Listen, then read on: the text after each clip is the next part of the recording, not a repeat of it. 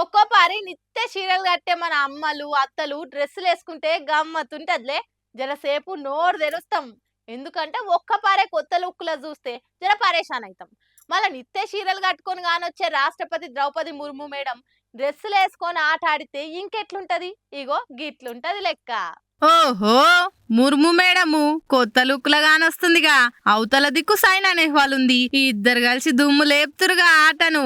నిత్య చీరలు కట్టుకుని గానొచ్చే రాష్ట్రపతి మేడము డ్రెస్సు బూట్లు దొడుకొని ఆట ఆడుతుంటే చూసిన వాళ్ళంతా నోరెల్ల పెట్టిర్రు. ఇక మేడం పాయింట్ల మీద పాయింట్లు కొడుతుంటే ఉన్నోళ్ళంతా సప్పట్లు కొట్టుకుంటా లొల్లి లొల్లి చేసిర్రు. దేశంలో పిల్లగాళ్ళంతా ఆటలాడనికే ముందుకు రావాలి, చదువుతోని కలిసి అన్నిట్లల్లా ముందుండాలి. అందుకే గీ మ్యాచ్ ఆడినామని అనుకొచ్చింది మేడము. గట్లయితేనే పోరలు ఎప్పుడు ఆరోగ్యంగా మంచిగా ఉంటారని అన్నది. ఈ ముచ్చట ఇట్లుంటే ఈ శుక్రవారం రాష్ట్రపతి భవన్ లా హర్ స్టోరీ మై స్టోరీ పేరుతోని లెక్చర్ సిరీస్ చాలైతుంది. ఆడికి బ్యాడ్మింటన్ రాని సైనా నెహ్వాల్ వచ్చి ఆమె ఈ ఆటలకు ఎట్లా దిగింది, ఎన్ని కష్టాలు పడ్డది, ఈ స్థాయికి ఎట్లా చేరింది అన్న ముచ్చట్లు మొత్తం అందరితో వంచుకొని ఆమె లెక్కనే ఇప్పుడు యువత కూడా ముందుకొచ్చి ఆటలల్లా ముందుండాలని స్ఫూర్తి నింపనికే గీ కార్యం పెడుతుర్రట.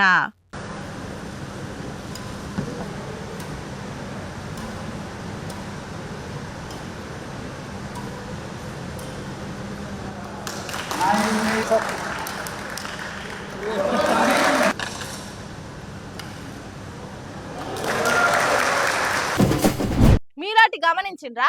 తెలంగాణలో పార్టీ మారే ప్రతిపక్షం ఎమ్మెల్యేలంతా కాంగ్రెస్ లనే దుంకుతురు తప్ప కమలం దిక్కే చూస్తలేరు. ఒక్కలంటే ఒక్కలు కూడా బీజేపీలకు పోతలేరు. ఇంకా అందులున్న కార్పొరేటర్లు బుడ్డోళ్ళే కాంగ్రెస్ లకు వస్తురు. మరి ఎందుకు ఇట్లా? ఇప్పటికే కొందరు బీఆర్ఎస్ ఎమ్మెల్యేలు ఎమ్మెల్సీలు కాంగ్రెస్ తీర్థం పుచ్చుకుర్రు. ఇంకొంతమంది ఆంది వేలు ఉన్నారు. వచ్చే నెల వరకల బీఆర్ఎస్ ఎల్పీని కాంగ్రెస్ లో విలీనం చేసుకొని చెల్లు అనిపించేందుకు కాంగ్రెస్ సర్వం సిద్ధం చేసుకున్నది. నిన్న ఢిల్లీలో కేటీఆర్ అన్నట్టు మేము పార్టీలో చేర్పించుకోలేదు, పార్టీనే వాళ్ళు వచ్చి విలీనం చేసిరు కాబట్టి మేము ఏడ పార్టీ ఫిరాయింపులు చేయలేదు అని అనుకొచ్చిండు. కేటీఆర్ అంటే కాంగ్రెస్ వాళ్ళు కూడా ఫిరాయింపులు చేసుకోలేదు, పార్టీనే విలీనం చేసుకుంటామని కౌంటర్ ఇచ్చేందుకు తయారవుతున్నారు. ఇక అదట్టుంటే బెల్లమున్న కానే ఈగలు వాళ్తాయి కాబట్టి చాలా మంది కాంగ్రెస్ దిక్కు వస్తున్నట్టే కొడుతున్నది. సెంట్రల్ పవర్లు ఉన్నా గానీ తెలంగాణలో కమల ప్రతిపక్ష పార్టీ. అయితే ఈటల సార్ను పెబ్బగా పెట్టి షేరికల కమిటీ అని పెట్టిర్రు. కానీ ఒక్క షేరిక కూడా అయితలేదు. ఆ కమిటీలు ఉన్నోళ్ళే వేరే పార్టీల షేరిక అయితామన్నట్టు చూస్తున్నారట. ఏ మాలత అయింది?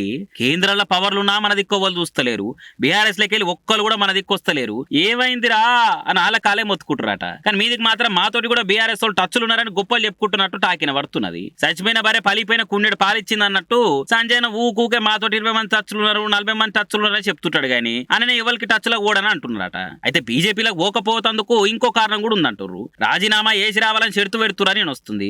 అందుకే ఎవరు ఇంట్రెస్ట్ చూపెడతలేరని అంటున్నారు. మరి చూడాలి ఇంకా రేపు ఏమవుతుంది అనేదిగా.